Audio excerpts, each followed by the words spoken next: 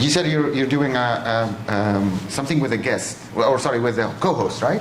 With what? With a co-host? Yeah, I have a co-host, a weekly show. Okay, so this is what we're going to talk about today is from our own experience. Yeah, absolutely. Starting a podcast because we were coming to I helped a lot of. He has you had a podcast before these things. Yeah. I never had a podcast before 2020, but I helped a lot of people, improving their podcasts. Right. And marketing them because that was my IT and a social media background and all of that stuff.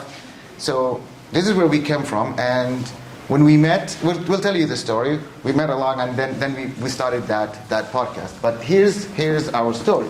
Okay. So starting with the first thing, Doctor Strange, Trump, and the beginning of our partnership. So, November 8th, 2016. I didn't put the 2016 because it's a cursed year. It was the night that Donald Trump was elected, and the night that Doctor Strange came in, the first one, the good one actually, the second one is crappy. And, so we had a great chemistry from the beginning. We both, by the way, we both are in the same film group. Yep. So I love films. I'm also a filmmaker. He's an actor as well. So we came all that, and we make a lot of friends at the world. We have a lot of people into that group. Yeah. But when we talked, were we going back on TTC? No comments. But we found out that we have a kind of a chemistry. So people click from the first time, Yeah. and we have a lot of common stuff. So we have a lot of shared interests. And then we started a business. And then we had a client. I'm going to let you talk about. You had the first client. So, short story. So I've been always interested in, making money, but also doing great, interviewing great businesses. Been doing it for a long time. So I found this ad on Kijiji. Jim wanted to do this video. So I said, okay. I just met Hisham, call him up. And it was basically called Sit Down X, where a gentleman who had disability wanted to do a video to empower people to work out. Seems simple, but it wasn't exactly the easiest to work with. And we went, challenges and all that. And I was like, man, all clients have their challenges. But I was like, after we were done, we finished it. I was like, man, Hishem's never going to work with me ever again. It was just, way to go, Jim. You find someone to collaborate with, and it was not great. So, but he really was very patient, and I was very thankful that he, saw that he told me he had worse clients than that. And then we continued on. But it wasn't a great first client to bring to someone you just want to collaborate with. Yeah.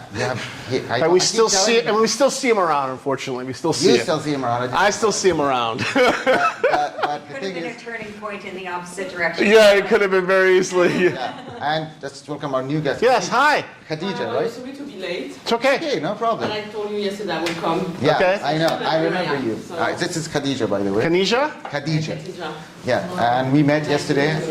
My name is Jim.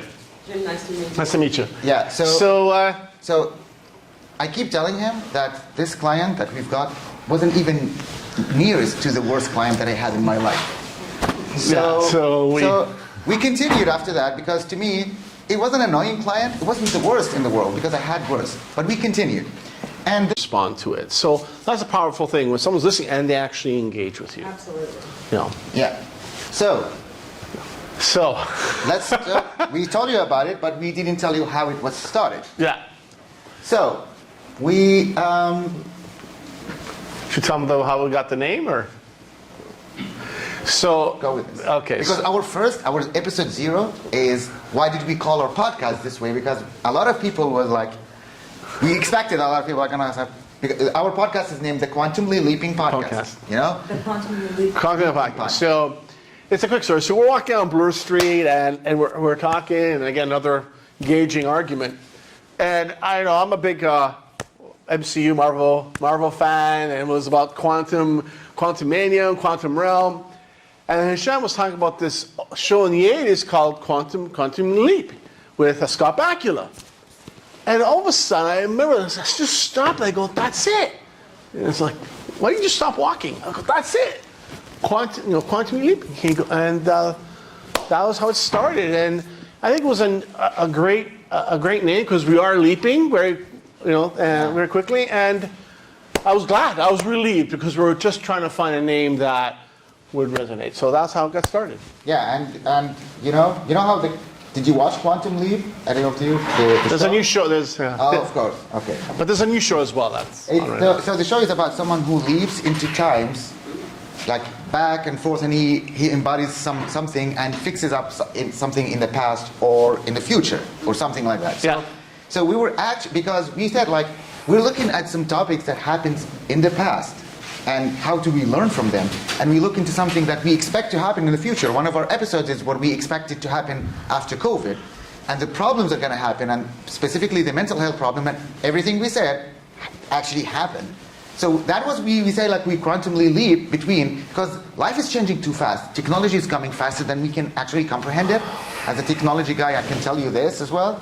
But everybody knows, or everybody can feel that it's too much right now, right? And the information and the knowledge is getting too much, and people who have kids cannot cope with their kids and all of that stuff. So we're like, let's do something, and let's do it with it, because we thought that this is the idea about what we talk about, because we not have a niche topic. We're talking about a lot of topics, but it's all going around how can we cope with those changes? How can we just comprehend our world and just put ourselves back on track again? So we started preparing for the podcast. It took months after we decided. I mean, like that was before COVID. We started to prepare for those. And we went to a lot. I dragged him with me to a lot of those AI sessions, ethics and sessions and all of that stuff, because I told him, okay, these are some topics that we're going to talk about, right? So I dragged him on all conferences and all of that stuff. So can you tell them about the ethics and AI, the things that you went? And he decided to. Yeah, this was something that was not in my lane. But he kept reading these books, and they had these covers. One was called Targeted, another one was called Weapons of Mass Destruction with Catherine O'Neill. Don't get me started. And I like to read books. I love to read books in different genres. I'm a big book reader in generally. But to make that leap into that was sort of something very different for me. You didn't say that. I will never read a book I never read. Title. Yeah, I would never read a title. That's correct. I did say Weapons of Mass Destruction. Yes. So when he saw me carrying it once and I was reading it, I was like, what are these books? Where do you get these books from? I would never read books like that. So then we had a lot of book libraries here in downtown, the Annex, and guess what I found? Weapons of Mass Destruction on Grace and Brewer. I was like, no way. Wrapped in a plastic bag, though. All right, this is the universe talking. Yeah, meant to be. It was meant to be. So I read it, and it was an amazing book. She's been featured in many books. On Netflix, one called Coded Bias. She was on it, and there was another film that was featured on. I remember when he posted that he's reading it on Facebook. I gave him the emoji with a. But because I thought that you were not going to read it. Yeah, I read it. I have like 3 copies. And then he came next week. After that, he came to me talking about, oh my God, what is happening in AI? Well, this, and I tell him like, okay, and it's like I'm going to that ethics in AI thing in the Toronto, and he said like, no. I mean like I don't. And then he called me the other day. Are you going? I would love to come. So, yeah, of course, you can come. He said I would probably be like 10-15 minutes. Remember that one? Yeah. Can you tell him about this? Yeah, so then I show up, I was a little late, so I couldn't find it, and I go and I put myself right in the front of the room. Because I like to sit in front of it, and he's sitting beside me. It filled up, and I was like, I have no escape route now. Yeah. Escape route is done. I'm going to walk through all these people. It was very busy. This gentleman from Carnegie Mellon University started talking. I still have the notebook. I started making notes, and he was talking English, but a language I had no idea what it meant. I have some experience in email marketing and all that, but it just did not make sense. But I was printing, so I was like, I'm going to look at these notes later on. And it was fascinating to listen to him and try and make sense of what he was saying. And I couldn't escape, so I had to stay there. But you were asking him questions. I was. Yeah, I took a picture with him, and he was very, very interesting gentleman, and he was very interesting. After all of that, we started to talk because he started to understand what we wanted to talk about, but the other struggle started, because here's the thing with a co-host. I'm going to tell you one thing. Most of the podcasts are even one host sometimes with a guest, or one host alone, right? You rarely find something with co-hosts, right? And many of them start with the co-host, they do like a one season or a couple of, and then they just split, and everyone goes. Because it's not easy to find the same rhythm and the same mentality. Even if the people, sometimes they are like life partners, like wife and a husband and all that stuff. They started something and they're like, oh no, we decided to go both ways on podcast or whatever. So it is really tough. Now, the thing about co-hosting a podcast is that it brings two views, and it's always, it's like two heads work better than one, right? And when you bring that to people like it because they liked our back and forth. Yes. When we liked it with the comment. But that back and forth, if we didn't have that chemistry, if we didn't have that research that we were talking about, and we have the struggles to decide the topics, as he told you. We were on phone sometimes for like a couple of hours. I'm not kidding. I mean, like, our podcast is like 45 minutes. But sometimes deciding and negotiating about what are we going to talk about took like 2 hours call, or sometimes multiple calls, multiple hours. Yeah, and I was the one fighting. I was the one fighting. No, it was not just fighting. Sometimes we agreed on something. No, we did. What do we want to talk about? Is this proper? Can we talk about this? Yeah. Can we do it? The goal was we were going down the rabbit hole, and there was no ladder to go back up. We had the ladder was gone, and my concern was how far left or right we're going to go on this topic. That was my concern, and I wanted to give at the end a sense of we talked about it, but here are some options. So rabbit hole was something I talked about all the time, and it became more of a therapeutic. Yeah, well, when he was talking about the rabbit hole, I told him, okay, he said, like, we don't have a ladder. I told him, okay, we'll get out from the other side of the earth and we'll take a plane back. But it was a good, healthy, at the end of the day, it became a good, healthy discussion on that. And like I said, we tackled some topics, mental health, that, I've had a lot of friends who've lost their lives to mental health, and cybersecurity, and I did one on personal development, which was a big passion. We talked about politics. So we covered a lot.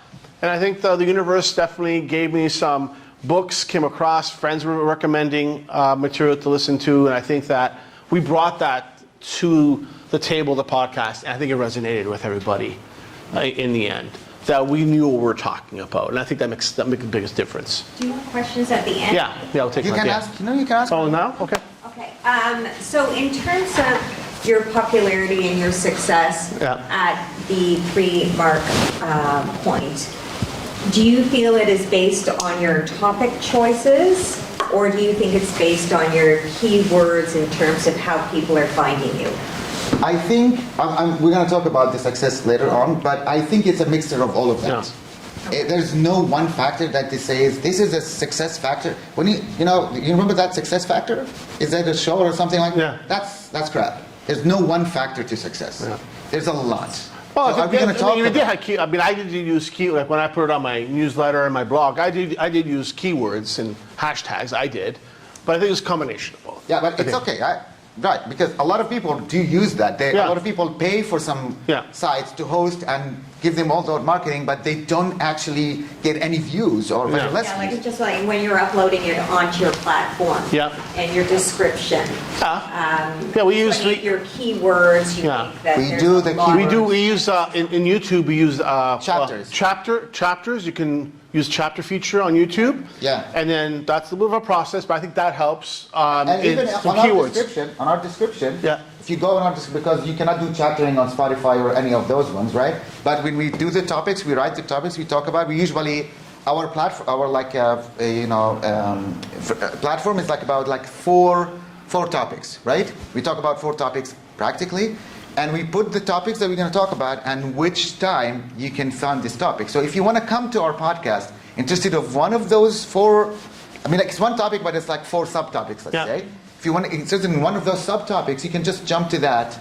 Either in YouTube, you can just do it like jump to chapter. Live? Sorry? No. Live? No, we do it after. We record, we process the audio, we process that, and then we put it all, because we put a description. That's before, but once we do the thing, we list. I'm usually the one who's doing like this one. We take which minute we talked about this, and we put it on. So this topic is like 10.55 seconds. So we make it easy as well. Yeah. So as I said, that's all of those factors. It's a lot of job, I know, but all of those factors make it important because people like to. Nowadays, people's attention span is really low, and they want something to tell them. Okay, you want to go this way, go that way, and it also helps SEO and Google. For example, if you want to talk about something, if you notice, sometimes they open you in a video in Google. And it starts from the point that you were searching inside that video, and that comes because you put these things into it, and they realize that okay, so if they put this one and that matches the keywords that this guy is talking about, so we'll start the video in Google from that point or the audio file. See, so it's a factor of all of that stuff. So the rigmarole in the rabbit hole. You want to tell them about the rigmarole? Well, the rigmarole started where, again, the process to find out what we're going to talk about was a whole holistic discussion. For me, it's about research, the universe helping out, friends referring things. So it was a whole combination of things. And I mean, it was between that and the rabbit hole that sometimes I wondered how is it going to be. It's going to take our topic, because some of our topics were very, like the mental health one, a few others were very important topics. The one complaint that we had, believe it or not, in the beginning is that we were too serious. And too serious? I mean, was that a comment? we were serious because it was a serious topic. So later on, we did some more lighthearted topics. Which I'm glad we did, but it was like we got a lot. You guys are very serious. Yeah. So how did we went down? So one of the first hurdles I have to go is convincing Jim to break a limb. That's not. So, but I'm like Jim. Jim is like a kind of. He's a blunt guy, but he was like more, because he works in marketing. So he is like have like this nice language when he wants to talk to people. Well, I work in IT. I'm blunt. I don't give a flying F. That's right? true. That's very true. So we have to find something. We have to find somewhere in what I'm not going to do my thing, and he has to up his game a little bit when we talk, because these topics are tough, and we want to talk about them. So he's convinced, and we reached a point, and this is very important if you're working with someone on a podcast. You have to find your harmony and rhythm. Yeah. And the topics we spoke about were really tough topics. I mean, I think you still all remember the Nova Scotia shooting in 2020. Yeah. That was one of the topics that we talked about, because we talked about the mental health, and because we talked about that COVID is going to come with a bunch of those problems. That wasn't an easy topic because there's a lot of nuances around it or something like that. But you know what people liked about it is the relevance. Because we were talking about a tough thing that a lot of people wanted to go away, and it was relevant, right? It was COVID. Mental health was skyrocketing. And actually, let me tell you one thing. Throughout the history, the biggest pandemic is the mental health pandemic. Screw the COVID pandemic. That is nothing. Because right now we have a lot. So the relevance was a very important thing. Yeah. People loved that we were talking about. They also loved our chemistry. And we're not saying that because we think about it, because they told us that in the comments. Yeah. So like, you guys have a very good chemistry. You guys work well together. And a lot of people say like, came to us and say like, I love that you are like, some people say like, no, non-PC. We love that you are talking about these topics while people are getting away from them. And, also the topics and the relevance. So again, thousands of views we didn't expect. But that was our big victory. Remember when we posted the things that we've got, our 1,000 views, how people were like... Oh, yeah, so you did this little image of two guys jumping. We crossed the three, was it three? How much was it? 3,000? Something like that. 3,000? Yeah. I mean, when I saw it, I was like, 3,000. And it just hits you on a different level, because, again, you're doing this work, you're not doing it for the views. You're doing it because of the content. And one of the biggest things I want to do is that if you find the right content and you stay true to that, the views will come. There's a lot of work in the back end. We'll talk about that a little later, but I think that you have to stay true to your content and what your vision is. And these are views on YouTube? It's a combination. Downloads and views. YouTube and the downloads on. So audio. more. Most of our views are on audio. Audio. Oh, on Audio. Audio or 80-20. Audio was more popular for that matter because a lot of people like to listen while they're doing something else. Yeah. Right, and so your interaction that you're getting in terms of your conversing with the people who are downloading is happening on YouTube? YouTube and social media. Facebook, LinkedIn, yeah. Facebook, Okay. LinkedIn, Yeah. because we Especially I found Facebook was even very... on Instagram. We got Instagram too, yes. some people on Instagram, yeah, because we put the link on Instagram too, yes. Yeah, But it so- was for my Instagram, my Facebook and Instagram seemed to be the most contentious areas where I was getting comments, Yeah. which was great, you know. But again, it was feedback is great to have. Sometimes when they say you're too serious or something, and you know, you have to take it with a grain of salt. And I was glad we were serious because it was an important topic.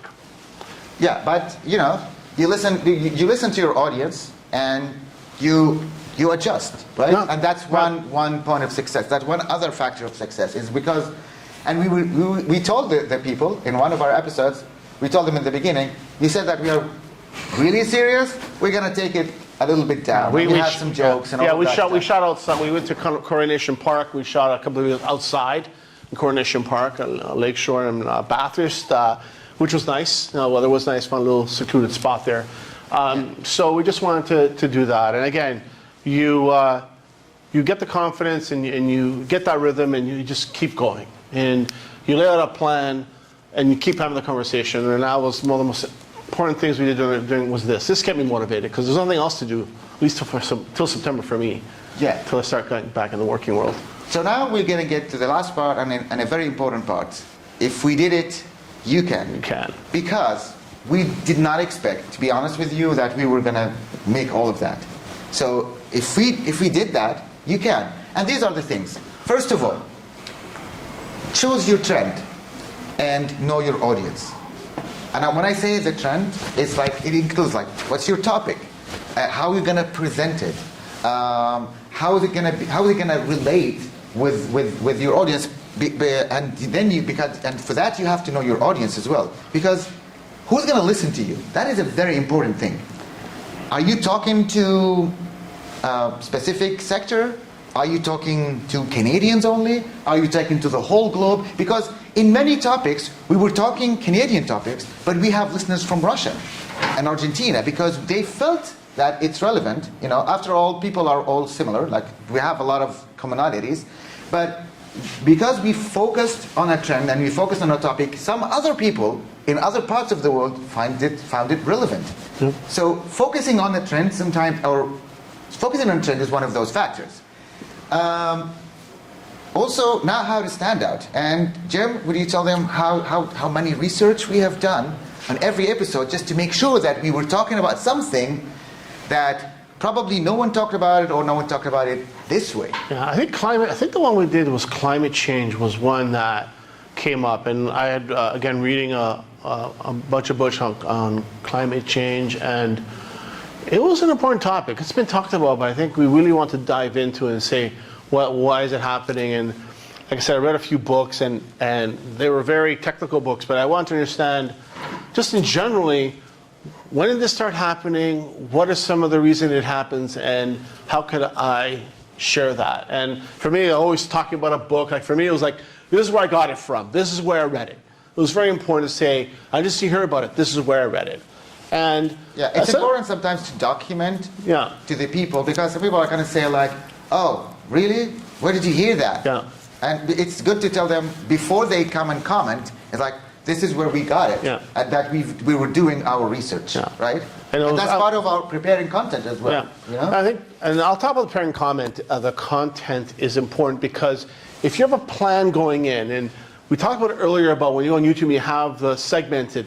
It really helps you in speaking about it, but staying on the page. We had this. We also brought a guest in, and we had a pre-production meeting with her to really stay on topic. And we had multiple emails before that. Yeah, we did, and she was great. She was talking about retail. Was it retail? Retail in the time of the pandemic. Yeah, and she was 30 years in the industry, amazing. But she kind of was Well, at one point she was kind of going off topic, but we brought her back. But that's okay. But she was fantastic because people, we couldn't have.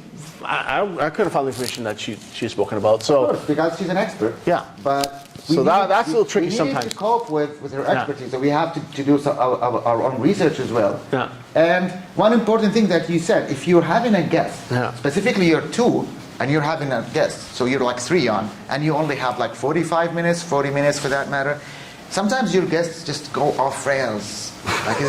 Because they're passionate about what they do, right? Yeah. They love it. So you need to get them back to the track politely, and make it in a way that doesn't sound like we're cutting you or something like that. But you need to control your guests at the end of the day, and not in a bad way, but because you have this time, and you don't want it to get crazy, and you don't want to go and edit audio and remove that stuff. That is also not good. Just keep it genuine. And the other point is and we're talking about that, is being genuine as well. I think people liked our genuinity. I think they really related with it. I think they did. I think after we got over the serious part, I think that they saw that we're both bringing our viewpoint toward it and our knowledge toward it.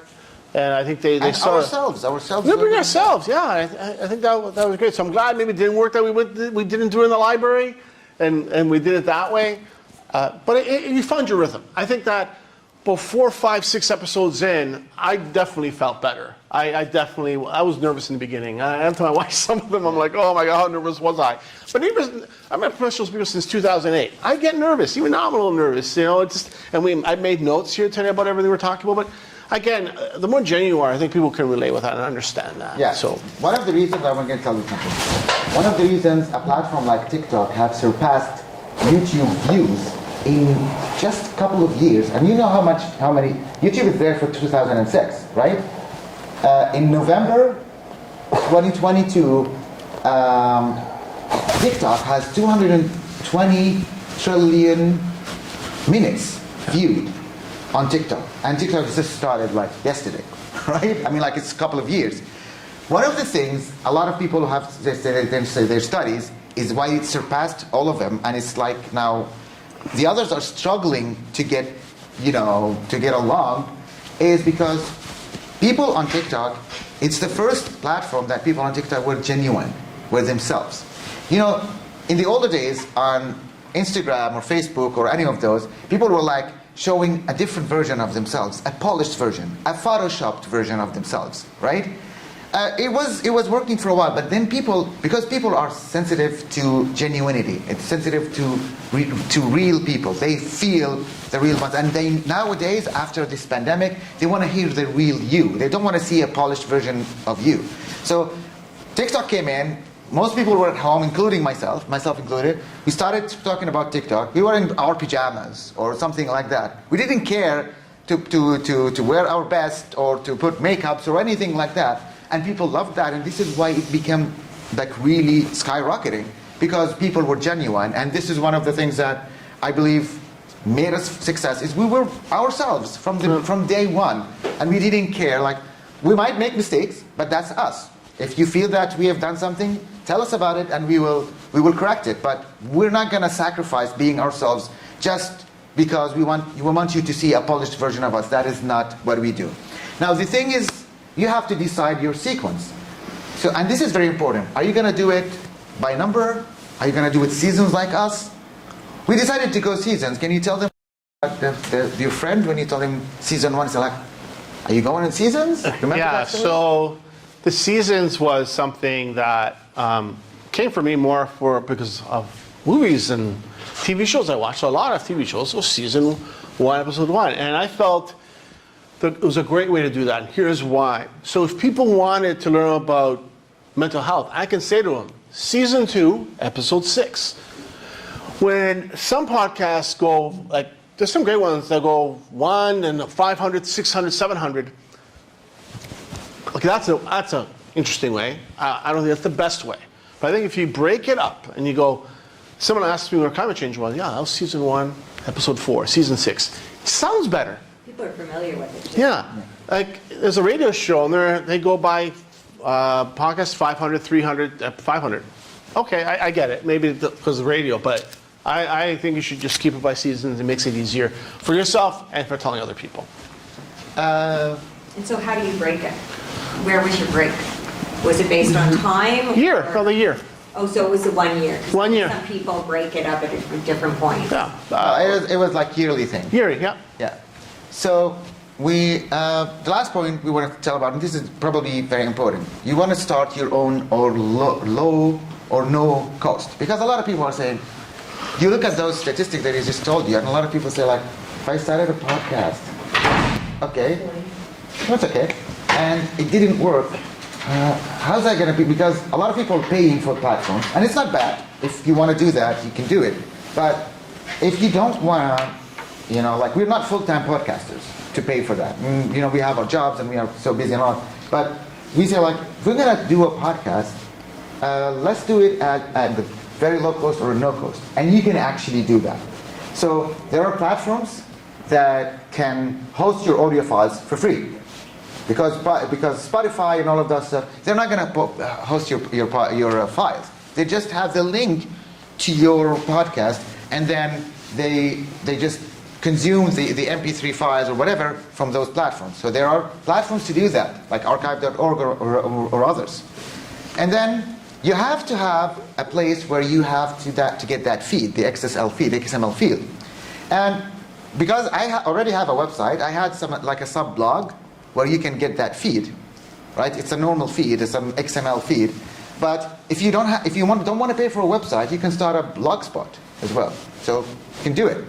And there are tools like FeedBurner or something that could turn your feed from a normal article field into a podcast field. And then you can submit it to those platforms, and then those platforms can consume it as a podcast. And the thing about this is like when you add those ones, these things, it will catch up. So we added probably to Spotify. I mean, we have a YouTube with Spotify, the audio ones, Google Podcasts, and iTunes Music. What is it called? iTunes. iTunes, is it still? Yeah. I'm not an Apple guy. Apple Podcasts. Apple Podcasts. Okay. So we added it to all of those major platforms. And as I said in the beginning, when we started to get thousands of views, other platforms in different countries started to pick them up from those platforms, and they added, because they want to make money as well. Because those platforms, some people listen to those platforms and they want them to get there and put ads on them, right? So they started to pick them up, and it costs us nothing. And the thing about also costing you nothing is like you're free. You can do whatever you want. You're not. There's no sponsor over your head and say like, oh, you know what? If I want to put my ads on your podcast, you should keep away from this and that, right? Specifically a new podcast. Now, podcasts like Joe Rogan talks about things that people don't like it, but because it has like millions of views, they put ads on it. But if you want to start something, now, of course, having a sponsor is not a bad idea if you want to have it. Absolutely. But it's what do you want to talk about and how do you present it? Our topics are really rabbit hole kind of topics. So we didn't expect, and we didn't do it for money anyway. So, but of course you can do it. But the point is, you want to sponsor or you can start a podcast literally without paying anything. Now, if you want to move later on, if you started to having and you want to move it to a different platform so that you make your life a little bit easier, that's as well as good. But here's the thing. No one is going to help you writing a good description, right? No one is going to help you in those platforms because you just host that and they probably help you with marketing, but you have to write a good description. You have to put like good keywords. And coming back to the factors of success, as I said, the content, the originality, the genuinity of it, and how you post it. Like when we post on YouTube, we put the keywords when I post the video, because keywords are important and they get caught up by the search engines. As I told you, we put the topics or the subtopics in it and which time each topic starts, at what minutes and seconds it starts. All of that helps you pick up because your audience wants to come and find it easy to understand and easy to know what is this thing talking about, and how is it like, how is it picked up by the search engine. So